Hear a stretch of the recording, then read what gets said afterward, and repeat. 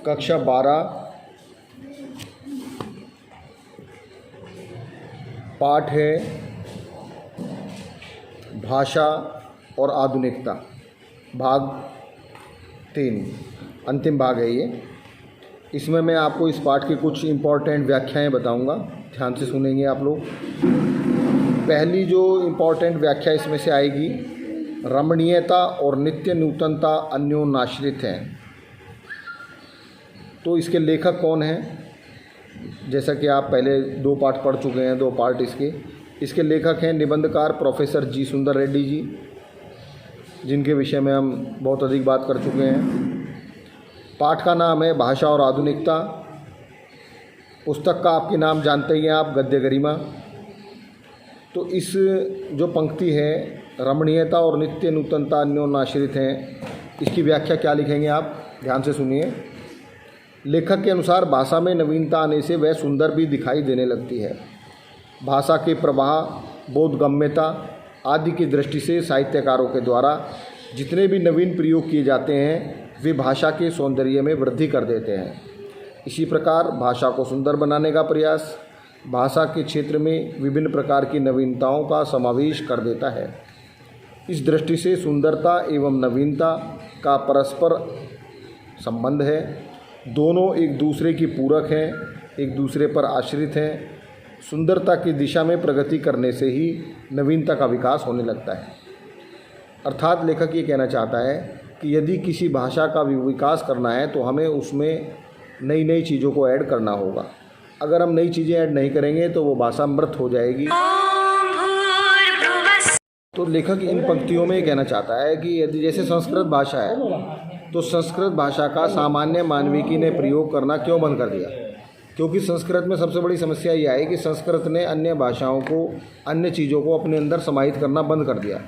उसकी व्याकरण है तो बहुत अच्छी, संस्कृत की व्याकरण बड़ी वैज्ञानिक भाषा है, सब बात है, लेकिन संस्कृत ने अन्य भाषाओं को अपने साथ लेना बंद कर दिया।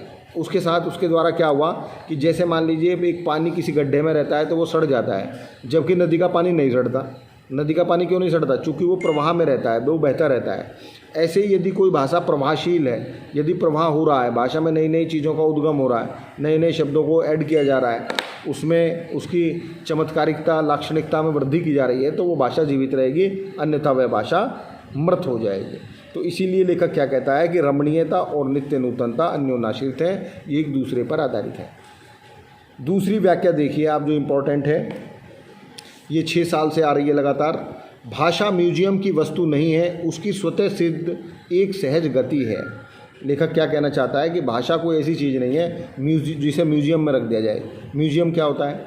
म्यूजियम में एक संग्रहालय होते हैं जहाँ पर पुरानी चीज़ों को रख दिया जाता है। जैसे मान लिया महात्मा गांधी जी के सामान का म्यूजियम है, तो उसमें महात्मा गांधी जी का चश्मा रखा मिलेगा आपको, महात्मा गांधी जी की छड़ी मिलेगी, उनके जूते मिलेंगे। तो अब महात्मा गांधी नहीं है, लेकिन उनकी चीज़ों का म्यूजियम है। लेकिन भाषा कोई म्यूजियम की वस्तु नहीं है। तो लेखक क्या कहता है कि जी सुंदर रेड्डी जी ने यह स्पष्ट किया है कि भाषा में सजीवता, जीवंतता और परिवर्तनशीलता का गुण होता है। यानी कि बिल्कुल क्लियर कर रहे हैं कि यदि किसी भाषा को जीवित रखना है तो उसमें परिवर्तन भी जरूरी है। वह म्यूजियम में रखे जाने वाली अन्य वस्तुओं के समान नहीं होती। म्यूजियम के अतीत को निष्प्राण वस्तुएं रखी जाती हैं जिसका केवल ऐतिहासिक महत्व होता है, समसामयिक नहीं। किंतु भाषा केवल अतीत का इतिहास बताने वाली वस्तु नहीं है, वह वर्तमान संस्कृति, भाव समूह और विचारों को भी अभिव्यक्त करती है। अतः उससे परिवर्तनशीलता का गुण विद्यमान रहता है। गुण के प्रवाह के साथ भाषा स्वयं प्रवाहित होती रहती है। तो एक ये आपका बताया मैंने। तीसरी जो इम्पोर्टेंट है इसमें जो आ सकती है, भाषा स्वयं संस्कृति का एक अटूट अंग है। ये लाइन आ सकती है जिसकी व्याख्या करने के लिए। तो लेखक इसमें क्या कहता है कि भाषा स्वयं संस्कृति का एक अटूट अंग है, अर्थात भाषा को संस्कृति से अलग नहीं किया जा सकता। जिस देश की जैसी भाषा होगी उसकी संस्कृति का उसमें प्रतिबिंब दिखाई देगा। आप देखिए, यदि कोई परिवार ऐसा है जिसमें आपने देखा होगा कि भाई गाली गलौज कर रहे हैं बच्चे, तो उनका आचरण, उनका व्यवहार आप समझ जाएंगे नहीं उनकी भाषा से ही। वो आपको बाहर मिलेंगे ना आपको नमस्ते करेंगे, और भाषा बड़ी अजीब प्रकार की होगी। लेकिन यदि कोई बच्चा आपके आकर नमस्ते करता है, नमस्ते जी भाई साहब, नमस्ते अंकल जी, नमस्ते, तो आप खुद ही समझ जाएंगे कि इनका परिवार अच्छा है या बुरा है। तो यही लेखक इसमें कह रहा है कि भाषा स्वयं संस्कृति का एक अटूट अंग है, अर्थात संस्कृति को परिलक्षित करती है हमारी भाषा। प्रत्येक देश की भाषा का उस देश की संस्कृति से घनिष्ठ संबंध होता है। संस्कृति का उद्गम परंपराओं और मान्यताओं से होता है, फिर भी वह परिवर्तन और गतिशीलता का विशेष गुण रखती है। इसी प्रकार भाषा में भी परिवर्तनशीलता एवं गतिशीलता का होना आवश्यक है।